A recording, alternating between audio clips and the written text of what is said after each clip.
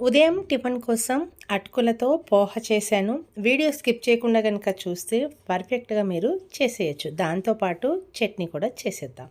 ఒక కప్పు వరకు అటుకులను తీసుకున్నాను. అటుకులు మరి పేపర్ అటుకులు ఉంటాయి కదా! అవి కాకుండా కొంచెం ఇలాంటి ప్యాకెట్స్‌లో వస్తాయి కదా! ఇవనేది తీసుకున్నాను. ఒకే కొలత అనేది ఉపయోగిస్తున్నా. ఒక బౌల్‌లోకి ఒక కప్పు వరకు అటుకులను వేసుకొని, నీళ్లు పోసుకొని శుభ్రంగా 2, 3 సార్లు కడిగి నీళ్ళన్నీ వడిచేయాలి ఈ విధంగా. ఇలా నీళ్ళన్నీ వడిచిన తర్వాత దీంట్లోకి ఒక కప్పు వరకు ఉప్మా రవ్వను వేసుకుంటున్నాను. ఒక కప్పు వరకు పెరుగుని వేసుకుంటున్నా. పెరుగు మరి పుల్లగా ఉంటే ముప్పావు కప్పే వేసుకోండి. దాంతో పాటుగా ఒక కప్పు వరకు నీళ్లు వేసుకుంటున్నాను. ఇవన్నీ వేసుకున్న తర్వాత వీటిని బాగా కలుపుకోవాలి.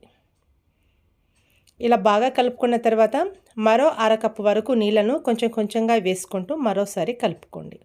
ఇలా కలిపి మూత పెట్టుకొని సైడ్కి ఉంచుదాం. ఈలోపు చట్నీ ఎలా చేయాలో చూద్దాం.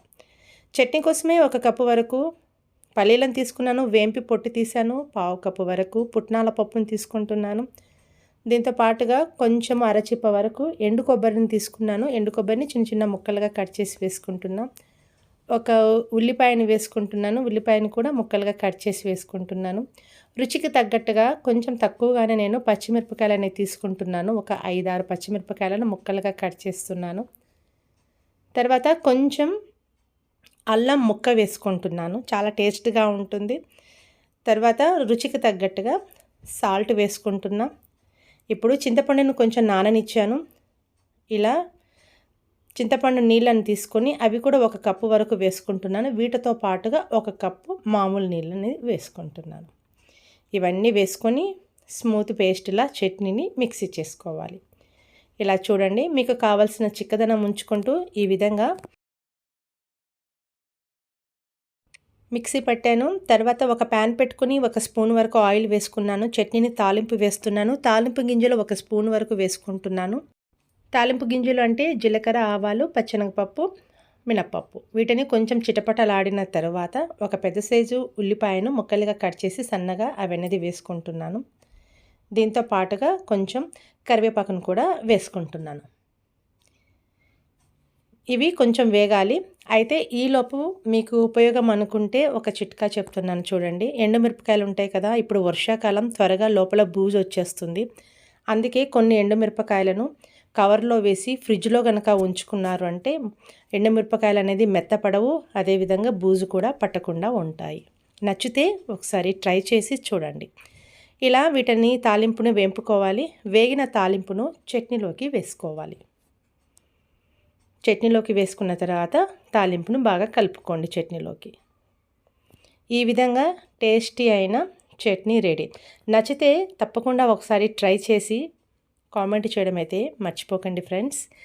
ఇప్పుడు ఇక్కడ మనం అటుకులను నీళ్ళల్లో పెరుగులో వేసి నానడానికి పక్కన ఉంచాం కదా, బాగా ఇలా సెట్ అయిపోయి ఉంటాయి. ఉప్మా రవ్వ కూడా నీళ్ళని అనేది పీల్చుకొని ఉంటాయి. తర్వాత ఇలా బాగా కలుపుకొని తర్వాత మిక్సీ జార్ తీసుకొని దాంట్లోకి కొంచెం కొంచెంగా వేసుకుంటూ మీకు నీళ్ళు అవసరము అనుకుంటేనే మరో కొంచెం కొంచెంగా నీళ్ళని ఇలా చూయించే విధంగా కొద్దిగా వేసుకొని దోశ బ్యాటర్ కంటే కొంచెం చిక్కగా అనేది మిక్సీ చేసుకోవాలి. చూడండి, ఈ విధంగా నేను మిక్సీ చేశాను. అటుకులు కాబట్టి అన్నంతో సమానం అండి, కాబట్టి చాలా మెత్తగా ఉంటుంది. అందుకే బాగా మిక్సీ చేసుకొని ఒక గిన్నెలోకి వేసుకోవాలి. దాంట్లోకి ఇప్పుడు కొంచెం సోడా ఉప్పును వేసుకుంటున్నాను. అదేవిధంగా రుచికి తగ్గట్టుగా కొంచెమే నేను సాల్ట్ అనేది వేసుకుంటున్నాను. ఈ రెండింటి మీదకి కొంచెం ఒక స్పూన్ వరకు నీళ్ళను వేసుకుంటున్నా. ఇప్పుడు మిశ్రమాన్ని బాగా కలుపుకోవాలి. కన్సిస్టెన్సీ అనేది మనకి ఈ విధంగా ఉండాలన్నమాట. చూడండి, మరి ఎక్కువగా రన్నింగ్ కాకుండా అలానే చాలా చిక్కగా కాకుండా ఉండాలి. ఇప్పుడు తాలింపు వేసిన ప్యాన్నే నేను దీనికనేది చూస్తున్నాను. నాన్ స్టిక్ అయితే బాగుంటుంది. 2, 3 చుక్కల ఆయిల్ వేసుకొని ఉల్లిపాయతో పెనాన్ని రుద్దుకోవాలి ఈ విధంగా. అప్పుడైతే మనకు దోశలు ఏవైనా చాలా బాగా వస్తాయి. తర్వాత దీన్ని మరోసారి బాగా కలుపుకొని ఒక గరిట లేకపోతే 2 గరిటలు వేసుకొని దోశలాగా తిప్పుకోకూడదు. సెట్ దోశ కాబట్టి కొంచెం ఊతప్పంలాగా మందంగా ఉండాలి. తర్వాత సిమ్ములోకి మంటను ఉంచుకుంటూ నేనైతే ఇండక్షన్ కదా 3 పాయింట్ల మీద ఉంచుకొని మూత పెట్టుకొని ఒక సైడ్ బాగా మనకనేది మగ్గిపోతుంది. ఆ తర్వాత మీకు కావాలంటే తిప్పి వేసుకోవచ్చు, తిప్పి వేసుకోకుండా పర్వాలేదు. కానీ ఇలా చేసిన దోసలన్నింటినీ ఒకదాని మీద ఒకటి కాకుండా ఇలా వేరువేరుగా చల్లారడానికి సైడ్కి ఉంచుకోవాలి. అప్పుడైతేనే మనకు అతుక్కోకుండా ఉంటాయి. తర్వాత వేరే దోస వేసుకునేటప్పుడు కూడా కొంచెము పెనాన్ని చల్లారనిచ్చి ఆ తర్వాత అనేది వేరేదనేది వేసుకోవాలి. ఇవన్నీ కొంచెం చల్లారిన తర్వాత మనం ఈ విధంగా ఫోల్డింగ్ చేసి పిల్లల టిఫిన్ బాక్స్ గనక పెడితే చాలా బాగుంటాయి. వేడి మీద గనక అయితే ఇదనేది మనకు ఇడ్లీలాగా మెత్తగా ముద్ద ముద్ద అయిపోతాయి. ఈ టిప్స్ గనక ఉపయోగించి మీరు గనక పాటిస్తే పర్ఫెక్ట్గా మీరు చేసేయచ్చు. Thank you friends.